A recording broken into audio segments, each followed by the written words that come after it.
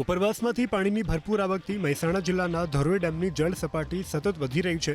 61,250 cusec પાણીની આવક થતાં ડેમના 4 દરવાજા 9.25 ફૂટ અને એક દરવાજો 4 ફૂટ ખોલી ડેમમાંથી 52,083 ક્યુસેક પાણી સાબરમતી નદીમાં છોડવામાં આવી રહ્યું છે। ડેમમાંથી પાણી છોડાતા સાબરમતી નદીમાં પણ ઘોડાપૂરની સ્થિતિ સર્જાઈ છે। ધરોઈ ડેમમાંથી પાણી છોડાતા મહેસાણાના વિજાપુર નજીકથી પસાર થતી સાબરમતી નદી પણ બે કાંઠે વહી રહી છે। સાબરમતી નદીનું જળસ્તર વધતા વિજાપુર હિંમતનગર હાઈવે પર સાબરમતી નદીના પુલ પર વાહન વ્યવહાર પણ બંધ કરી દેવામાં આવ્યો છે। અમદાવાદના વાસણા બેરેજના 27 દરવાજા ખોલીને સાબરમતી નદીમાં પાણી છોડવામાં આવી રહ્યું છે। વાસણા બેરેજમાંથી પાણી છોડાતા નદી કાંઠાના નીચાણવાળા વિસ્તારોને એલર્ટ કરી દેવામાં આવ્યા છે। પાણીની ભારે આવક થતાં વ્હાઇટ સિગ્નલ જાહેર કરવામાં આવ્યું છે। ધરોઈ ડેમમાંથી પાણીની ભારે આવકથી અમદાવાદમાંથી પસાર થતી સાબરમતી નદીના જળસ્તરમાં ધરખમ વધારો થયો। સુભાષ બ્રિજ પાસે સાબરમતી નદીનું જળસ્તર 44 ફૂટ પર પહોંચ્યું છે। સાબરમતી નદીના પાણી સાથે સુભાષ બ્રિજ પરના રિવરફ્રન્ટ પરનો વોકવે પણ પાણીમાં ગરકાવ થયો। પાણીના પ્રવાહમાં સાપ પણ તણાઈને આવ્યા।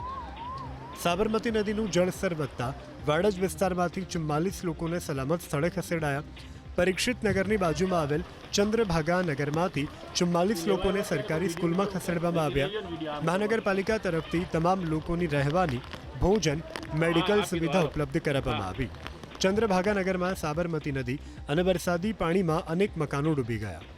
સાબરમતીનું જળસ્તર વધતા પોલીસ પણ નાગરિકોને સૂચના આપી વિડીયોગ્રાફી કરવા અને સેલ્ફી લેવા માટે રિવરફ્રન્ટ વોકવે પર ન જવાની અપીલ કરી રહી છે। સાથે જ રિવરફ્રન્ટ ઇન્ટ પોલીસ તરફથી સતત પેટ્રોલિંગ પણ કરવામાં આવી રહ્યું છે। શાહપુર કામા હોટલ નજીક બેરિકેટિંગ લગાવી દેવામાં આવ્યા છે।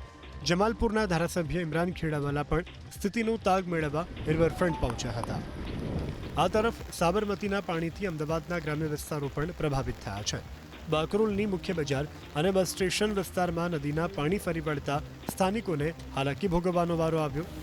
સાબરકાંઠા જિલ્લામાં પણ સાબરમતી નદી બે કાંઠે વહેતી જોવા મળી। સપ્તેશ્વર મહાદેવ મંદિર પરિસર સુધી સાબરમતી નદીના પાણી ઘૂસી ગયા છે। ઈડર, હિંમતનગર, વિજાપુર અને માણસા વિસ્તારમાંથી સાબરમતી નદીમાં ઘોડાપૂરની સ્થિતિ જોવા મળી। તો ખેરોજ અને સદુલિયા પુલ પાસે પણ સાબરમતી નદીનો તેજ પ્રવાહ વહેતો મળ્યો જોવા। સાબરમતીનું જળસ્તર વધતા નદી કાંઠાના વિસ્તારોને પણ એલર્ટ કરી દેવામાં આવ્યા છે। ખેડા જિલ્લામાંથી પસાર થતી સાબરમતી નદી તોફાની બની છે।